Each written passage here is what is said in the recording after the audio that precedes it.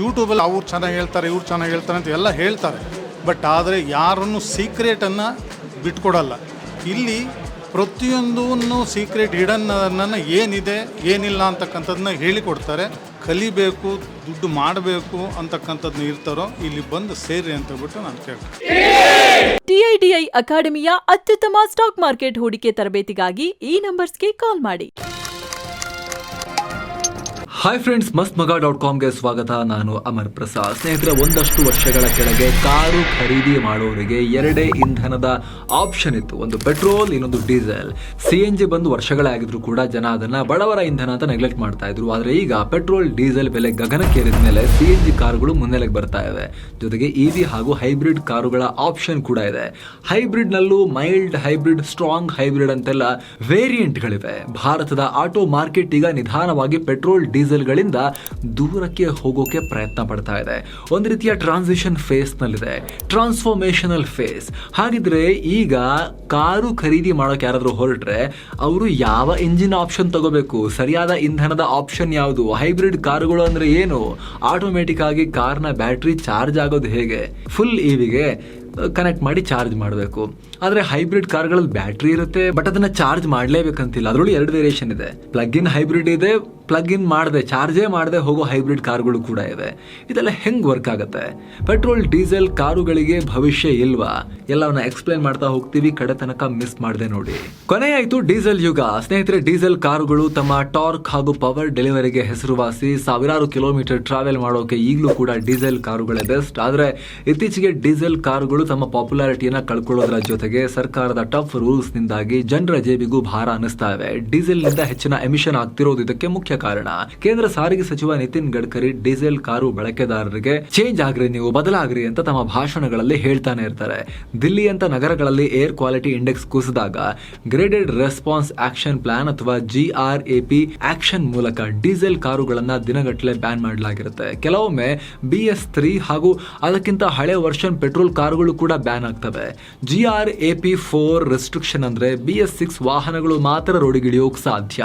ದಿಲ್ಲಿಯಲ್ಲಿ ಈ ನಿರ್ಬಂಧ ಆಗಾಗ ಜಾರಿಯಲ್ಲಿರುತ್ತೆ. ಇನ್ನೊಂದಷ್ಟು ವರ್ಷಗಳಾದ್ರೆ ಡೀಸೆಲ್ ಕಾರುಗಳು ಕಂಪ್ಲೀಟ್ ಆಗಿ ಬ್ಯಾನ್ ಆದ್ರೂ ಆಶ್ಚರ್ಯ ಇಲ್ಲ.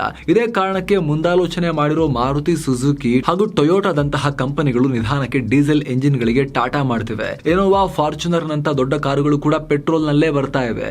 ಈ ಕಂಪನಿಗಳು ಬಹಳ ವೇಗವಾಗಿ ಹೈಬ್ರಿಡ್ ಗೆ ಅಡಾಪ್ಟ್ ಆಗಿವೆ ಡೀಸೆಲ್ ಅನ್ನ ಬಿಟ್ಟು. ಇನ್ನು ಹುಂಡೈ, ಮರ್ಸಿಡಿಸ್, ವೋಲ್ವೋದಂತ ಕಂಪನಿಗಳು 2030ರವರೆಗೆ ಪೆಟ್ರೋಲಿಯಂಗೆ ಗುಡ್ ಬೈ ಹೇಳಿ ಕಂಪ್ಲೀಟ್ ಆಗಿ ಎಲೆಕ್ಟ್ರಿಕ್ ಕಾರುಗಳನ್ನ ಪ್ರೊಡ್ಯೂಸ್ ಮಾಡಬೇಕು ಅಂತ ಟಾರ್ಗೆಟ್ ಹಾಕೊಂಡಿದ್ದಾರೆ. ಹೋಂಡಾ ಕೂಡ ತನ್ನ ಅರ್ಧಕ್ಕರ್ಧ ಮಾಡೆಲ್ ಗಳನ್ನ EVಗೆ ಕನ್ವರ್ಟ್ ಮಾಡೋಕೆ ಪ್ಲಾನ್ ಮಾಡ್ತಾ ಇದೆ. ಕೇಂದ್ರ ಸರ್ಕಾರ ಪ್ರೊಡಕ್ಷನ್ ಲಿಂಕ್ಡ್ ಇನ್ಸೆಂಟಿವ್ ಸ್ಕೀಮ್ ಮೂಲಕ EV ತಯಾರಿಕೆಗೆ ಹಲವು ಸವಲತ್ತುಗಳನ್ನ ಕೂಡ ಕೊಡ್ತಾ ಇದೆ. ಸೊ ಇಲ್ಲಿ ಕ್ಲಿಯರ್ ಆಗಿ ಗೊತ್ತಾಗ್ತಿರೋದು ಏನು ಅಂದ್ರೆ ಭಾರತದ ಆಟೋ ಮಾರ್ಕೆಟ್ ಖಂಡಿತ ಟ್ರಾನ್ಸಿಷನ್ ಆಗೋ ಫೇಸ್ ನಲ್ಲಿದೆ.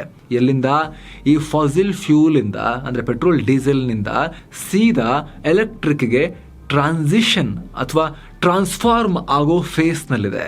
ಮುಂದೆ ಹೋಗ್ತಾ ಹೋಗ್ತಾ EV, ಹೈಬ್ರಿಡ್, ಹೆಚ್ಚಂದ್ರೆ CNG ಕಾರುಗಳು ಹಾಗೆ ಗ್ರೀನ್ ಹೈಡ್ರೋಜನ್ ಕಾರುಗಳು ನಮ್ಮ ರೋಡ್ ಗಳನ್ನ ತುಂಬಿದ್ರೆ ಆಶ್ಚರ್ಯ ಇಲ್ಲ. ಯಾಕಂದ್ರೆ ಪೆಟ್ರೋಲ್ ಡೀಸೆಲ್ ಬೆಲೆ ಈಗಿನ ತರಾನೇ ಇರೋದಿಲ್ಲ. 10 ವರ್ಷಗಳ ಹಿಂದೆ ಈ ಮಟ್ಟದಲ್ಲಿ EV ಇಂಡಸ್ಟ್ರಿ ಬೂಮ್ ಆಗುತ್ತೆ ಅಂತ ಯಾರು ಕೂಡ ಅನ್ಕೊಂಡಿರ್ಲಿಲ್ಲ. ಆದ್ರೆ ಈಗ ಯಾವುದು ಕನಸು ಅಂತ ಅನ್ಕೊಂಡಿದ್ವು ಅದು ರಿಯಾಲಿಟಿಗೆ ಬರ್ತಾ ಇದೆ. ಜಗತ್ತು ಬದಲಾಗ್ತಾ ಇದೆ. ಹೈಬ್ರಿಡ್ ಕಾರುಗಳು. ಸ್ನೇಹಿತರೆ, ಹೈಬ್ರಿಡ್ ಕಾರುಗಳಲ್ಲಿ ಒಂದಕ್ಕಿಂತ ಹೆಚ್ಚು ಶಕ್ತಿಯ ಮೂಲಗಳನ್ನ ಅಥವಾ ಇಂಧನಗಳನ್ನ ಬಳಸಲಾಗುತ್ತೆ. ಪೆಟ್ರೋಲ್ ಅಥವಾ ಡೀಸೆಲ್ ಒಂದು ಇಂಧನ ಆದ್ರೆ ಇನ್ನೊಂದು ಇಂಧನ ವಿದ್ಯುತ್ ಇಂಧನವಾಗಿರುತ್ತೆ. ಅಂದ್ರೆ ಹೈಬ್ರಿಡ್ ವಾಹನಗಳಲ್ಲಿ ಇಂಜಿನ್ ಹಾಗೂ ಬ್ಯಾಟರಿ ಎರಡೂ ಇರುತ್ತೆ. ಇಂಜಿನ್ ಹಾಗೂ ಎಲೆಕ್ಟ್ರಿಕ್ ಮೋಟಾರ್ ಒಟ್ಟಿಗೆ ಕೆಲಸ ಮಾಡಿ ಇಂಜಿನ್ ನ ಎಫಿಷಿಯನ್ಸಿ ಅಂದ್ರೆ ಮೈಲೇಜ್ ಜಾಸ್ತಿ ಮಾಡ್ತವೆ. ಇನೋವಾ ಹೈಕ್ರಾಸ್ ನಂತ ಹೈಬ್ರಿಡ್ ಕಾರು ಸ್ವಿಫ್ಟ್ ನಷ್ಟು ಮೈಲೇಜ್ ಕೊಡುತ್ತೆ, ದೊಡ್ಡ ಗಾಡಿ. ಹಾಗಿದ್ರೆ ಹೈಬ್ರಿಡ್ ಕಾರ್ಗಳ ಬ್ಯಾಟ್ರಿಯನ್ನ EVಗಳಂತೆ ಚಾರ್ಜ್ ಮಾಡಬೇಕಾ ಅಂತ ನೀವು ಕೇಳಬಹುದು. ಹೌದು, ಚಾರ್ಜ್ ಮಾಡಬೇಕು, ಅದು ಪ್ಲಗ್ ಇನ್ ಹೈಬ್ರಿಡ್ಗಳಲ್ಲಿ. ಆದ್ರೆ ಬಾಕಿ ಎಲ್ಲ ಹೈಬ್ರಿಡ್ ಕಾರುಗಳ ಬ್ಯಾಟರಿಗಳು ಕಾರು ಚಲಿಸುವಾಗ ತನ್ನಿಂತಾನೇ ಚಾರ್ಜ್ ಆಗುತ್ತೆ. ಮೈಲ್ಡ್ ಹಾಗೂ ಸ್ಟ್ರಾಂಗ್ ಹೈಬ್ರಿಡ್ ಗಳನ್ನ ಚಾರ್ಜ್ ಮಾಡೋ ಅವಶ್ಯಕತೆ ಇಲ್ಲ. ಅದು ಹೇಗೆ ಅಂತ ಎಕ್ಸ್ಪ್ಲೈನ್ ಮಾಡ್ತೀವಿ ನೋಡಿ. Regenerative breaking. ಸ್ನೇಹಿತರೆ, ನಾವು ವಾಹನಗಳಲ್ಲಿ ಇಂಧನ ಬಳಸಿ ಆಕ್ಸಲರೇಟರ್ ಕೊಟ್ಟು ವಾಹನಕ್ಕೆ ಕೈನೆಟಿಕ್ ಎನರ್ಜಿ, ಚಲನ ಶಕ್ತಿಯನ್ನ ಕೊಡ್ತೇವೆ. ಆಕ್ಸಲರೇಟರ್ ಬಿಟ್ಟರು ಕೂಡ ರೋಡ್ ಲೆವೆಲ್ ಆಗಿದ್ರೆ ಚಲನ ಶಕ್ತಿಯಿಂದ ಕಾರು ಒಂದಷ್ಟು ದೂರ ಹೋಗುತ್ತಲ್ಲ. ಆದ್ರೆ ರೋಡ್ ನಲ್ಲಿ ಹಂಪ್ಸ್ ಬಂತು ಅಂತಾನೋ ಅಥವಾ ವಾಹನ ನಿಲ್ಲಿಸಬೇಕು ಏನಕ್ಕೆ ಅಂತಾನೋ ಬ್ರೇಕ್ ಅನ್ನ ಹಾಕಲಾಗುತ್ತೆ. ಆಗೇನಾಗುತ್ತೆ, ವಾಹನಕ್ಕೆ ನಾವು ಇಂಧನ ಸುಟ್ಟು ಕೊಟ್ಟಿದ್ದ ಆ ಕೈನೆಟಿಕ್ ಎನರ್ಜಿ ಇರುತ್ತಲ್ಲ ಅದೆಲ್ಲ ವೇಸ್ಟ್ ಆಗುತ್ತೆ. ಯಾಕಂದರೆ ಮತ್ತೆ ವಾಹನಕ್ಕೆ ವೇಗ ಕೊಡಬೇಕು, ಕೈನೆಟಿಕ್ ಎನರ್ಜಿ ಕೊಡಬೇಕು ಅಂದರೆ ಮತ್ತೆ ಆಕ್ಸಲರೇಟರನ್ನು ಒತ್ತಿನೇ ಇಂಧನವನ್ನು ಸುಡಬೇಕು ನಾವು. ಆದರೆ ಹೈಬ್ರಿಡ್ ವಾಹನಗಳದ್ದು ಎಂಥ ಇಂಟೆಲಿಜೆಂಟ್ ಟೆಕ್ನಾಲಜಿ ಅಂದರೆ, ಎನರ್ಜಿ ಕೊಟ್ಟಿದ್ದೀರಾ ವಾಹನಕ್ಕೆ, ಫಾಸ್ಟಾಗಿ ಹೋಗ್ತಿದೆ, ಬ್ರೇಕ್ ಹಾಕಿದಾಗ ಆ ಎನರ್ಜಿ ಲಾಸ್ ಆಗುತ್ತಲ್ಲ, ಕೈನೆಟಿಕ್ ಎನರ್ಜಿ ವೇಸ್ಟ್ ಆಗುತ್ತಲ್ಲ, ಅದನ್ನು ಕ್ಯಾಪ್ಚರ್ ಮಾಡಿ ವಿದ್ಯುತ್ ಉತ್ಪಾದನೆ ಮಾಡಿ ಅದರಲ್ಲಿ ಬ್ಯಾಟ್ರಿಯನ್ನು ಚಾರ್ಜ್ ಮಾಡಲಾಗುತ್ತೆ. ಅಂದರೆ ಬ್ರೇಕ್ ಹಾಕಿದಾಗ ವೇಸ್ಟ್ ಆಗ್ತಿದ್ದ ಕೈನೆಟಿಕ್ ಎನರ್ಜಿಯನ್ನು ಕ್ಯಾಪ್ಚರ್ ಮಾಡೋದು. ಬೈಸಿಕಲ್ ಡೈನಮೋದಲ್ಲಿ ತಿರುಗೋ ಚಕ್ರದ ಸಹಾಯದಿಂದ ವಿದ್ಯುತ್ ಉತ್ಪಾದನೆಯಾಗಿ ಲೈಟ್ ಹತ್ತೋದನ್ನು ನೀವೆಲ್ಲ ಚಿಕ್ಕ ವಯಸ್ಸಲ್ಲಿ ನೋಡಿರ್ತೀರ. ಅಟ್ಲೀಸ್ಟ್ 90s ಕಿಡ್ಸ್ ಅಂತೂ ನೋಡೇ ಇರ್ತೀರಾ. ಅದೇ ರೀತಿ ಕಾರ್ಗಳಲ್ಲಿ ತಿರುಗ್ತಾ ಇರೋ ಚಕ್ರಗಳ ಚಲನ ಶಕ್ತಿಯಿಂದ ವಿದ್ಯುತ್ ಉತ್ಪಾದನೆಯಾಗುತ್ತೆ. ನಾವು ಬ್ರೇಕ್ ಮೇಲೆ ಕಾಲಿಟ್ಟಾಗ ಈ ಸಿಸ್ಟಮ್ ಆಕ್ಟಿವೇಟ್ ಆಗುತ್ತೆ. ಬ್ರೇಕ್ ಪ್ಯಾಡ್ ಜೊತೆ ಎಲೆಕ್ಟ್ರಿಕ್ ಮೋಟಾರ್ನ ಪ್ಯಾಡ್ಗಳು ಚಕ್ರದ ಜೊತೆ ಎಂಗೇಜ್ ಆಗ್ತವೆ. ಈ ವೇಳೆ ಚಕ್ರದ ಚಲನ ಶಕ್ತಿಯಿಂದ ಕಾರಿನ ಎಲೆಕ್ಟ್ರಿಕ್ ಸಿಸ್ಟಮ್ನಲ್ಲಿ ವಿದ್ಯುತ್ ಹರಿಯೋ ದಿಕ್ಕು ಉಲ್ಟಾ ಆಗುತ್ತೆ. ವಿದ್ಯುತ್ ಮೋಟಾರ್ನಿಂದ ಬ್ಯಾಟ್ರಿ ಕಡೆಗೆ ಹರಿಯುತ್ತೆ. ರಿವರ್ಸ್ ಡೈರೆಕ್ಷನಲ್ಲಿ ವಿದ್ಯುತ್ ಹರಿದಾಗ ಬ್ಯಾಟ್ರಿ ರೀಚಾರ್ಜ್ ಆಗುತ್ತೆ. ಇಲ್ಲಿ ಎಲೆಕ್ಟ್ರಿಕ್ ಮೋಟಾರ್ಗಳು ಜನರೇಟರ್ ಆಗಿ ಕೆಲಸ ಮಾಡ್ತವೆ. ಈ ರೀತಿ ಬ್ರೇಕ್ಗಳ ಮೂಲಕ ಮೋಟಾರ್ಗಳು ವಿದ್ಯುತ್ ಉತ್ಪಾದನೆ ಮಾಡೋದನ್ನ ರೀಜನರೇಟಿವ್ ಬ್ರೇಕಿಂಗ್ ಅಂತ ಹೇಳಲಾಗುತ್ತೆ. ಕೇವಲ ಹೈಬ್ರಿಡ್ ಅಷ್ಟೇ ಅಲ್ಲ, ಕೆಲವು ಇವಿಗಳಲ್ಲೂ ಕೂಡ ರೀಜನರೇಟಿವ್ ಬ್ರೇಕಿಂಗ್ ಇರುತ್ತೆ. ರೀಜನರೇಟಿವ್ ಬ್ರೇಕಿಂಗ್ ಇರೋ ಇವಿಗಳ ರೇಂಜ್ ಕೂಡ ಜಾಸ್ತಿ ಇರುತ್ತೆ. ಕೆಲ ಕಾರ್ಗಳಲ್ಲಿ ಆಕ್ಸಲರೇಟರ್ ಬಿಟ್ರೆ ಸಾಕು, ರೀಜನರೇಷನ್ ಎಂಗೇಜ್ ಆಗುತ್ತೆ. ಕಾರು ಬ್ರೇಕ್ ಇಲ್ಲದೆ ಮೋಟಾರ್ನ ಫ್ರಿಕ್ಷನ್ ನಿಂದಲೇ ಸ್ಲೋ ಆಗ್ತಾ ವಿದ್ಯುತ್ ಉತ್ಪಾದನೆ ಮಾಡುತ್ತೆ. ಇದನ್ನ ಡಿ ಆಕ್ಸಲರೇಷನ್ ಜನರೇಷನ್ ಎನ್ನಲಾಗುತ್ತೆ. ಒಟ್ಟಾರೆಯಾಗಿ ಬ್ರೇಕ್ ಮೂಲಕ ವೇಸ್ಟ್ ಆಗ್ತಿದ್ದ ಚಲನ ಶಕ್ತಿಯ ಒಂದಷ್ಟು ಭಾಗವನ್ನ, ಅಂದ್ರೆ ಸುಮಾರು 60-70% ಶಕ್ತಿಯನ್ನ ಹೈಬ್ರಿಡ್ ವಾಹನಗಳು ಈ ರೀತಿ ಕ್ಯಾಪ್ಚರ್ ಮಾಡಿ ಸದುಪಯೋಗ ಪಡಿಸ್ಕೊಳ್ತವೆ. ಏನೋ ಮೈಲ್ಡ್ ಮತ್ತು ಸ್ಟ್ರಾಂಗ್ ಹಾಗೂ ಪ್ಲಗ್ ಇನ್ ಹೈಬ್ರಿಡ್ ಅಂದ್ರೆ ಏನು ಅಂತ ಕೂಡ ನಿಮಗೆ ಬಿಡಿಸಿ ಹೇಳ್ತೇವೆ. ಹೈಬ್ರಿಡ್ ಮತ್ತು ಸ್ಟ್ರಾಂಗ್ ಹೈಬ್ರಿಡ್ ಕಾರುಗಳು ಸ್ನೇಹಿತರೆ, ಸ್ಟ್ರಾಂಗ್ ಹೈಬ್ರಿಡ್ ಕಾರುಗಳಲ್ಲಿ ಅಥವಾ ಹೈಬ್ರಿಡ್ ಎಲೆಕ್ಟ್ರಿಕ್ ವೆಹಿಕಲ್ ಅಥವಾ HEVಗಳಲ್ಲಿ ಕಂಪ್ಲೀಟ್ ಆಗಿ EV ಮೋಡ್ ಆನ್ ಮಾಡ್ಕೋಬಹುದು. ಅಂದರೆ ಇವುಗಳಲ್ಲಿ ಇವಿಯಲ್ಲಿರುವಂತೆ ಹೆಚ್ಚಿನ ಶಕ್ತಿಯ ಬ್ಯಾಟ್ರಿ ಇರೋದ್ರಿಂದ ಒಂದಷ್ಟು ಕಿಲೋಮೀಟರ್ಗಳ ತನಕ ಎಂಜಿನ್ ಆಫ್ ಮಾಡಿಕೊಂಡು ಬರೀ ಬ್ಯಾಟ್ರಿ ಬಳಸ್ಕೊಂಡೇ ಬೇಕಾದರೆ ಹೋಗ್ಬೋದು. ಸಿಟಿಗಳಲ್ಲಿ ಗೇರ್ ಚೇಂಜ್ ಮಾಡೋಕೆ, ಸಿಗ್ನಲ್ಗಳಲ್ಲಿ ಪದೇ ಪದೇ ಎಂಜಿನ್ ಆಫ್ ಆನ್ ಮಾಡೋದು ಕಿರಿಕಿರಿ ಅನ್ಸೋರು EV ಮೋಡ್ಗಳಲ್ಲಿ ಸಿಟಿಗಳಲ್ಲಿ ಓಡಾಡ್ಬೋದು. ಹೈವೇಗಳಲ್ಲಿ ಸಡನ್ ಆಗಿ ಓವರ್ಟೇಕ್ ಮಾಡಬೇಕು ಅಂದಾಗ ಜೋರಾಗಿ ಆಕ್ಸಲರೇಟರ್ ಕೊಟ್ಟಾಗ ತಂತಾನೆ ಎಂಜಿನ್ ಎಂಗೇಜ್ ಆಗಿ ಕಾರ್ಗೆ ಶಕ್ತಿ ಕೊಡುತ್ತೆ. ಸ್ಟ್ರಾಂಗ್ ಹೈಬ್ರಿಡ್ಗಳಲ್ಲಿ ಸ್ಟ್ರಾಂಗ್ ಆದ ರೀಜನರೇಟಿವ್ ಬ್ರೇಕಿಂಗ್ ಇರುತ್ತೆ. ಮುಖ್ಯವಾಗಿ ಇಳಿಜಾರಿನ ರಸ್ತೆಗಳಲ್ಲಿ ಬಹಳ ಎಫಿಷಿಯೆಂಟ್ ಆಗಿ ಬ್ಯಾಟರಿ ಚಾರ್ಜ್ ಆಗುತ್ತೆ. ಸುಜುಕಿಯ ಗ್ರ್ಯಾಂಡ್ ವಿಟಾರಾ ಹಾಗೂ ಇನ್ವಿಕ್ಟೋಗಳ ಟಾಪ್ ಎಂಡ್ ಮಾಡೆಲ್ಗಳಲ್ಲಿ ಸ್ಟ್ರಾಂಗ್ ಹೈಬ್ರಿಡ್ ಸಿಗುತ್ತೆ. ಬೇಸಿಕಲಿ ಇದು ಟೊಯೋಟಾ ಟೆಕ್ನಾಲಜಿ. ಟೊಯೋಟೋದ ಈ ಇನೋವಾ ಹೈಕ್ರಾಸ್ ಆಗಿರ್ಬೋದು ಅಥವಾ ಈ ಅರ್ಬನ್ ಕ್ರೂಸರ್ ಹೈ ರೈಡರ್ ಆಗಿರ್ಬೋದು, ಅಲ್ಲೂ ಕೂಡ ಇದೇ ಟೆಕ್ನಾಲಜಿ ಇದೆ. ಮೈಲ್ಡ್ ಹೈಬ್ರಿಡ್ ಕಾರುಗಳು ಹೆಸರೇ ಹೇಳುವಂತೆ ಚಿಕ್ಕ ಬ್ಯಾಟರಿ ಇರುವ ಹೈಬ್ರಿಡ್ ವಾಹನಗಳು. ಕಡಿಮೆ ಬೆಲೆಯ ಹೈಬ್ರಿಡ್ ವಾಹನಗಳಲ್ಲಿ ಕಡಿಮೆ ಶಕ್ತಿಯ ಬ್ಯಾಟರಿ ಬಳಸಿ ಮೈಲ್ಡ್ ಹೈಬ್ರಿಡ್ ಮಾಡಲಾಗಿರುತ್ತೆ. ನಗರಗಳಲ್ಲಿ ಇವುಗಳಿಂದ ಸುಮಾರು 5-10% ಇಂಧನ ಉಳಿತಾಯ ಮಾಡಬಹುದಷ್ಟೇ. ಮುಖ್ಯವಾಗಿ ಕಾರನ್ನ ಮೂವ್ ಮಾಡುವಾಗ ಮೋಟಾರ್ಗಳನ್ನು ಬಳಸಿ ಇಂಧನ ಉಳಿಸೋದು. ಸ್ಪೀಡ್ ಪಿಕಪ್ ಆದ್ಮೇಲೆ ಇಂಜಿನ್ ಎಂಗೇಜ್ ಆಗುತ್ತೆ. ಪ್ಲಗ್ ಇನ್ ಹೈಬ್ರಿಡ್ ಇವುಗಳನ್ನ ರೀಚಾರ್ಜಬಲ್ ಹೈಬ್ರಿಡ್ ಅಂತ ಕೂಡ ಕರೆಯಲಾಗುತ್ತೆ. ಮೈಲ್ಡ್ ಹಾಗೂ ಸ್ಮಾಲ್ ಹೈಬ್ರಿಡ್ ಕಾರುಗಳನ್ನ ಹೊರಗಿನಿಂದ ಚಾರ್ಜ್ ಮಾಡೋ ಅವಶ್ಯಕತೆ ಇರಲ್ಲ, ನಿಮಗೆ ಆಲ್ರೆಡಿ ಅರ್ಥ ಮಾಡಿಸಿದ್ವಿ ನಾವು. ಆದರೆ ಪ್ಲಗ್ ಇನ್ ಹೈಬ್ರಿಡ್ ವೆಹಿಕಲ್ ಅಥವಾ PHEVಗಳಲ್ಲಿ ಹೆಸರೇ ಹೇಳೋ ತರ ಪ್ಲಗ್ ಇನ್ ಆಪ್ಷನ್ ಇರುತ್ತೆ, ಅಂದ್ರೆ ಚಾರ್ಜ್ ಮಾಡೋ ಆಪ್ಷನ್ ಇರುತ್ತೆ. ಇದು ಹೆಚ್ಚು ಕಮ್ಮಿ EVನೇ, ಆದರೆ ಹೆಚ್ಚಿನ ಪವರ್ಗಾಗಿ ಇಂಜಿನ್ ಬಳಸ್ಕೊಳ್ಳುತ್ತೆ. ಇವುಗಳಲ್ಲಿ EVಗಳಿಗೆ ಕಂಪೇರ್ ಮಾಡಿದ್ರೆ ಸ್ವಲ್ಪ ಚಿಕ್ಕ ಬ್ಯಾಟ್ರಿ ಇರುತ್ತೆ. ಹೈವೇಗಳಲ್ಲಿ ಈ rechargeable hybrid engine regular hybrid engine ತರ ಕೆಲಸ ಮಾಡಿ ಹೆಚ್ಚಿನ ರೇಂಜ್ ಕೊಡುತ್ತೆ. ಏನೋ ಪ್ಯಾರಲಲ್ ಹೈಬ್ರಿಡ್ ಕಾರ್ಗಳಲ್ಲಿ ಇಂಜಿನ್ ಹಾಗೂ ಮೋಟಾರ್ಗಳು ಯಾವಾಗಲೂ ಒಟ್ಟಿಗೆ ಕೆಲಸ ಮಾಡ್ತವೆ. ಸ್ನೇಹಿತರೆ, ಎಫಿಷಿಯೆಂಟ್ ಆದ ಹೈಬ್ರಿಡ್ ಎಂಜಿನ್ಗಳು ಮೈಲೇಜ್ ಅನ್ನ 3-4 ಪಟ್ಟು ಜಾಸ್ತಿ ಮಾಡೋ ಸಾಮರ್ಥ್ಯ ಹೊಂದಿರ್ತವೆ. ಆದರೆ ಇವುಗಳು ಸಖತ್ ಪ್ರೀಮಿಯಂ ಆಗಿದ್ದು ರೇಟ್ ಕೂಡ ಜಾಸ್ತಿ. 3.2 ಕೋಟಿ ರೂಪಾಯಿನ BMW XM plug in hybrid 61.9 kilometre mileage ಕೊಡುತ್ತೆ. ಆದರೆ ಕಡಿಮೆ ಬೆಲೆಯ ಹೈಬ್ರಿಡ್ ಕಾರುಗಳು ಈಗ ಆಲ್ರೆಡಿ ನಮ್ಮ ರೋಡ್ಗಳಿಗೆ ಇಳಿದಾಗಿದೆ. ಮಾರುತಿ, ಟೊಯೋಟೋದಂಥ ಕಂಪನಿಗಳು ಕಮ್ಮಿ ಬೆಲೆಗೆ ಹೈಬ್ರಿಡ್ ವಾಹನಗಳನ್ನು ಮಾರ್ಕೆಟ್ಗೆ ತರ್ತಾ ಇವೆ. ಕಮ್ಮಿ ಅಂದರೆ BMW ಕಂಪೇರ್ ಮಾಡಿದ್ರೆ ಕಮ್ಮಿ, ಪೆಟ್ರೋಲ್ ಡೀಸೆಲ್ ಕಂಪೇರ್ ಮಾಡಿದ್ರೆ ಇನ್ನೂ ಕೂಡ ಹೆವಿ ಕಾಸ್ಟ್ಲಿನೇ ಇದಾವೆ ಈ ಕಾರ್ಗಳು ಕೂಡ. Maruti grand Vitara hybrid variant 27.97 kilometre ವರೆಗೂ ರೇಂಜ್ ಕೊಡುತ್ತೆ. ಇದರ ಮೈಲ್ಡ್ ಹೈಬ್ರಿಡ್ ವೇರಿಯಂಟ್ 21 ಕಿಲೋಮೀಟರ್ ವರೆಗೂ ಮೈಲೇಜ್ ಕೊಡುತ್ತೆ.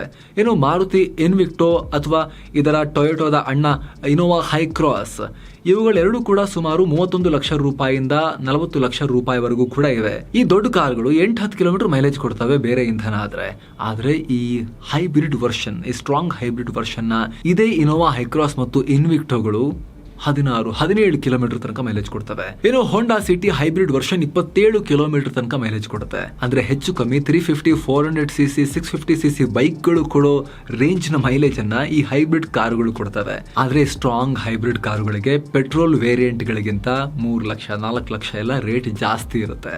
ಆದ್ರೆ ಮುಂದಿನ ದಿನಗಳಲ್ಲಿ ಒಂದು ವೇಳೆ ಈ ದುಬಾರಿ ಟ್ಯಾಕ್ಸ್ ಏನಿದೆ ಹೈಬ್ರಿಡ್ ಕಾರುಗಳ ಮೇಲೆ ಅದನ್ನ ಸರ್ಕಾರ ಕಮ್ಮಿ ಮಾಡಿದ್ರೆ ದೊಡ್ಡ ಪ್ರಮಾಣದ ರೇಟ್ ಡೌನ್ ಆಗುತ್ತೆ ಹೈಬ್ರಿಡ್ ಕಾರುಗಳ ಮೇಲೆ. ಇದಕ್ಕೆ ಸಂಬಂಧಪಟ್ಟಂತೆ ಟೊಯೋಟಾ, ಮಾರುತಿಯವರು ಸರ್ಕಾರಕ್ಕೆ ಡಿಮಾಂಡ್ ಮಾಡ್ತಾನೆ ಇದ್ದಾರೆ, ಬೇಡಿಕೆ ಇಡ್ತಾನೆ ಇದ್ದಾರೆ. ನೀವು ಕ್ಲೀನ್ ಎನರ್ಜಿ ಕಡೆ ಹೋಗಬೇಕು ಅಂತ ಹೇಳ್ತಾ ಇದ್ದೀರಾ, ಪೆಟ್ರೋಲಿಯಂ ಇಂಪೋರ್ಟ್ ಕಮ್ಮಿ ಮಾಡಬೇಕು ಅಂತ ಹೇಳ್ತಾ ಇದ್ದೀರಾ, ಇಂಧನ ಉಳಿಸಬೇಕು ಅಂತ ಹೇಳ್ತಾ ಇದ್ದೀರಾ, ನಮ್ದು ಮೈಲೇಜ್ ಕೊಡೋ ಹೈಬ್ರಿಡ್ ಕಾರುಗಳಿಗೆ ಹೆವಿ ಟ್ಯಾಕ್ಸ್ ಹಾಕೊಂಡು ನಮಗೆ ಹಿಂಸೆ ಕೊಡ್ತಾ ಇದ್ದೀರಾ, ಕಮ್ಮಿ ಮಾಡಿ ಅಂತ. ಇದಕ್ಕೆ ಸಂಬಂಧಪಟ್ಟಂತೆ ಸರ್ಕಾರದ ಮಟ್ಟದಲ್ಲೂ ಕೂಡ ಚರ್ಚೆಗಳು ನಡೀತಾ ಇವೆ ಅಂತೆಲ್ಲ ವರದಿಯಾಗಿದೆ. ನಿತಿನ್ ಗಡ್ಕರಿ ಕೂಡ ಇದಕ್ಕೆ ಸಂಬಂಧಪಟ್ಟಂತೆ ಹಣಕಾಸು ಇಲಾಖೆಗೆ ನಾವು ಕಮ್ಮಿ ಮಾಡಿ ಅಂತ ಕೇಳ್ತೀವಿ ಅಂತ ಹೇಳಿದ್ದಾರೆ. ಹಂಗೇನಾದ್ರೂ ಆಯ್ತು ಅಂದ್ರೆ ಹೈಬ್ರಿಡ್ ಕಾರುಗಳು ಆರ್ಭಟ ನಡೆಸಲಿವೆ ಭಾರತದ ರಸ್ತೆಗಳನ್ನ ರೂಲ್ ಮಾಡೋದು ಗ್ಯಾರಂಟಿ. ಟ್ಯಾಕ್ಸ್ ಏನಾದ್ರೂ ಕಮ್ಮಿ ಆಯ್ತು ಹೈಬ್ರಿಡ್ ಕಾರುಗಳ ಮೇಲೆ ಅಂದ್ರೆ. ಇನ್ನು ಟಾಟಾ ಮಹೀಂದ್ರಾದಂತ ಕಂಪನಿಗಳು ಸದ್ಯ ಇವಿಗೆ ಫೋಕಸ್ ಮಾಡ್ತಾ ಇವೆ. ಈ ಕಂಪನಿಗಳು ಕೂಡ ಹೈಬ್ರಿಡ್ ಟೆಕ್ನಾಲಜಿಯನ್ನ ಡೆವಲಪ್ ಮಾಡ್ಕೊಂಡ್ಬಿಟ್ರೆ, ಕಾಲಿಟ್ರೆ ಹೈಬ್ರಿಡ್ಗೆ ಕಾಂಪಿಟೇಷನ್ ಇನ್ನೂ ಜಾಸ್ತಿ ಆಗುತ್ತೆ. ಆಗ್ಲೇ ಹೇಳಿದ ಹಾಗೆ ಮಾರುತಿ ಮತ್ತು ಟೊಯೋಟಾಗಳು ತಮ್ಮ ಬ್ರ್ಯಾಂಡ್ ಅನ್ನ ರೀಬ್ಯಾಡ್ಜಿಂಗ್ ಮಾಡಿಕೊಂಡು, ಟೆಕ್ನಾಲಜಿ ಶೇರ್ ಮಾಡಿಕೊಂಡು, ಪ್ಲಾಟ್ಫಾರ್ಮ್ ಅನ್ನ ಶೇರ್ ಮಾಡಿಕೊಂಡು ಭಾರತದಲ್ಲಿ ಹೈಬ್ರಿಡ್ ಅನ್ನ ಪಾಪ್ಯುಲರ್ ಮಾಡ್ತಾ ಇವೆ. ಈ ಟೊಯೋಟಾ, ಮಾರುತಿ ಸುಜುಕಿ ಮತ್ತು ಈ ಹೋಂಡಾದಂತ ಜಪಾನೀಸ್ ಕಂಪನಿಗಳ ಲೆಕ್ಕಾಚಾರ ಏನು ಅಂತ ಹೇಳಿದ್ರೆ, ಇವಿಗಳಿಗೆ ಸದ್ಯದಲ್ಲಿ ದೇಶಕ್ಕೆ ಇನ್ಫ್ರಾಸ್ಟ್ರಕ್ಚರ್ ಕೊರತೆ ಇದೆ, ಚಾರ್ಜಿಂಗ್ ಸ್ಟೇಷನ್ಗಳು ಜಾಸ್ತಿ ಇಲ್ಲ, ಹಾಗೆ ಬ್ಯಾಟರಿ ಸ್ವಾಪಿಂಗ್ ಕಾರ್ದೆಲ್ಲ ಸದ್ಯಕ್ಕೆ ವರ್ಕೌಟ್ ಆಗೋ ಲೆಕ್ಕಾಚಾರದಲ್ಲಿ ಇಲ್ಲ. ದೇಶ ಇನ್ನೂ ಕೂಡ ಈ ಫಾಸಿಲ್ ಫ್ಯೂಲ್ ನಿಂದ, ಪೆಟ್ರೋಲ್ ಡೀಸೆಲ್ ನಿಂದ ನಿಧಾನಕ್ಕೆ ಎಲೆಕ್ಟ್ರಿಕ್ ಕಡೆ ಮೂವ್ ಆಗ್ತಿರೋ ಸಂದರ್ಭ ಅಷ್ಟೇ. ಹಾಗಾಗಿ ಈ ನೆಕ್ಸ್ಟ್ 10-20 ವರ್ಷಕ್ಕೆ ಹೈಬ್ರಿಡ್ ಬೆಸ್ಟ್ ಐಡಿಯಾ. ಚಾರ್ಜಿಂಗೇ ಬೇಕಾಗಿಲ್ಲ, ಮೈಲೇಜು ಜಾಸ್ತಿ ಆಗುತ್ತೆ, ಇಂಧನದ ಉಳಿತಾಯ ಕೂಡ ಆಗುತ್ತೆ. ಹಾಗಾಗಿ ನಾವು ಹೈಬ್ರಿಡ್ ಗೇಮ್ ಮಾಡ್ತೀವಿ ಅಂತ ಈ ಜಪಾನೀಸ್ ಬ್ರ್ಯಾಂಡ್ಗಳು ಇದನ್ನ ಬಹಳ ವರ್ಷಗಳಿಂದ ಪ್ರಯತ್ನ ಪಡ್ತಾನೆ ಇದ್ರು. ಅವರ ಲೆಕ್ಕಾಚಾರ ಸರಿಯಾಗಿದೆ, ಅದಕ್ಕೇನೆ ಜಾಸ್ತಿ ಸಕ್ಸಸ್ ಈಗ ಸಿಗ್ತಾ ಇದೆ. ಸ್ನೇಹಿತರೆ, ನಿಮಗೆ ಗೊತ್ತಿರಲಿ, ಈ ಸ್ಟ್ರಾಂಗ್ ಹೈಬ್ರಿಡ್ ಕಾರುಗಳು ಪೆಟ್ರೋಲ್ ಕಾರುಗಳಿಗಿಂತ 25% ಕಮ್ಮಿ ಮಾಲಿನ್ಯತೆ ಕಾರಣ ಆಗ್ತವೆ, ಎಮಿಷನ್ ಕಮ್ಮಿ ಮಾಡ್ತವೆ, ಜೊತೆಗೆ ರೀಸೇಲ್ ವ್ಯಾಲ್ಯೂ ಕೂಡ ಚೆನ್ನಾಗಿದೆ. ಹಾಗಂತ ಡೀಸೆಲ್ ಬಳಕೆ ಎಲ್ಲ ಈಗಲೇ ನಿಂತು ಹೋಗುತ್ತೆ ಅಂತ ಹೇಳಕ್ಕಾಗಲ್ಲ. ಕಮರ್ಷಿಯಲ್ ವಾಹನಗಳಲ್ಲಿ ಇವಿಗಳು ಬರೋವರೆಗೂ ಕೂಡ ಡೀಸೆಲ್ ರಾಜ್ಯಭಾರ ಇದ್ದೇ ಇರುತ್ತೆ. ಈಗ ಆಲ್ರೆಡಿ ಇವಿ ಬಸ್ಗಳು ಬಂದಾಗಿದೆ. ಬ್ಯಾಟ್ರಿಗಳು ಮಾಡರ್ನೈಸ್ ಆಗ್ತಿದ್ದ ಹಾಗೆ ಕಮ್ಮಿ ಗಾತ್ರದ ಬ್ಯಾಟರಿಯಲ್ಲಿ ಲಾಂಗ್ ರೇಂಜ್ ಕೊಡೋ ರೀತಿ ಎಲ್ಲ ಸಾಧ್ಯ ಆದರೆ ಇವಿ ಲಾರಿಗಳು ಕೂಡ ಬರೋಕ್ ಶುರುವಾಗ್ತವೆ. ಆಲ್ರೆಡಿ ಹಲವಾರು ಕಂಪನಿಗಳು ಇವಿ ಟ್ರಕ್ಗಳ ಮೇಲೂ ಕೂಡ ಕೆಲಸ ಮಾಡ್ತಿವೆ. ಕೆಲವೊಂದಷ್ಟು ಕಂಪನಿಗಳು ಕೆಲವೊಂದು ಮಾಡೆಲ್ ಅನ್ನ ರೋಡ್ಗೂ ಕೂಡ ಇಳಿಸಿವೆ. ಆದರೆ ಇವಿ ಇಂಡಸ್ಟ್ರಿ ಇನ್ನು ಕೂಡ ಶಿಶು ಹಂತದಲ್ಲಿದೆ. ಸೊ ಪೆಟ್ರೋಲ್ ಡೀಸೆಲ್ ಸದ್ಯಕ್ಕಿರುತ್ತೆ, ಎಲ್ಲಿಗೂ ಹೋಗಲ್ಲ. ಜನ ನಿಧಾನಕ್ಕೆ ಈ ಹೈಬ್ರಿಡ್ಗಳ ಕಡೆಗೆ ಆಕರ್ಷಿತರಾಗ್ತಿದ್ದಾರೆ. ಟ್ಯಾಕ್ಸ್ ಏನಾದರೂ ಕಮ್ಮಿ ಮಾಡಿದ್ರು ಅಂತ ಹೇಳಿದ್ರೆ ಮುಂದಿನ 10-20 ವರ್ಷ ಹೈಬ್ರಿಡ್ಗಳು ಭಾರತದ ರಸ್ತೆಗಳನ್ನ ರೂಲ್ ಮಾಡ್ತವೆ. ಅಷ್ಟೊತ್ತಿಗೆ ಈ ಇವಿ ಟೆಕ್ನಾಲಜಿ ಇನ್ನಷ್ಟು ಮೆಚೂರ್ ಆದರೆ, ಒಂದ್ಸಲ ಚಾರ್ಜ್ ಮಾಡಿದ್ರೆ 2,000 ಕಿಲೋಮೀಟರ್ ರೇಂಜ್ ಬರುತ್ತೆ ಅನ್ನೋ ಮಟ್ಟಿಗೆ ಏನಾದರೂ ರೀಚ್ ಆಗಿಬಿಟ್ರೆ ಆವಾಗ ನಿಧಾನಕ್ಕೆ ಇವಿಗಳ ಕಾಲ ಶುರುವಾಗ್ಬೋದು, ಪೂರ್ಣ ಪ್ರಮಾಣದ ಇವಿಗಳ ಕಾಲ. Thank you so much. ಮತ್ತೆ ಭೇಟಿ ಆಗ್ತಿರೋಣ. ನಮಸ್ತೆ.